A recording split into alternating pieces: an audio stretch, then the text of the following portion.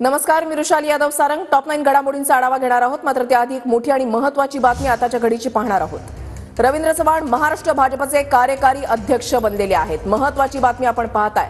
रवींद्र चव्हाण हे महाराष्ट्र भाजपचे कार्यकारी अध्यक्ष बनलेले आहेत. महत्त्वाची आणि मोठी बातमी. रवींद्र चव्हाण यांच्या नावाची चर्चा गेल्या काही दिवसांपासून सुरू होती. भाजपचे राज्यातले अध्यक्ष म्हणून त्यांच्या नावाची चर्चा होती. आता भाजपचे ते कार्यकारी अध्यक्ष बनलेले आहेत. महत्त्वाची आणि मोठी बातमी आताच्या घडीची आपण पाहताय. महत्त्वाची आणि मोठी बातमी आताच्या घडीची. रवींद्र चव्हाण हे महाराष्ट्र भाजपचे कार्यकारी अध्यक्ष म्हणून त्यांच्या नावावर आता शिक्कामोर्तब झालेला आहे. विनायक डाऊंग आमचे प्रतिनिधी या संदर्भातली अधिक माहिती देतील. विनायक, आपण जर पाहिलं तर माजी मंत्री रवींद्र चव्हाण यांना प्रभारी म्हणून नेमणूक जी आहे ती प्रदेश प्रभारी म्हणून केली होती आणि त्यानंतर आता केंद्रीय भाजपच्या वतीनं त्यांची नेमणूक जी आहे ती भारतीय जनता पार्टी महाराष्ट्र प्रदेश कार्यकारी अध्यक्ष म्हणून या ठिकाणी नियुक्ती करण्यात आलेली आहे. नव्यानं नियुक्ती जी आहे ती झालेली आपल्याला पाहायला मिळते.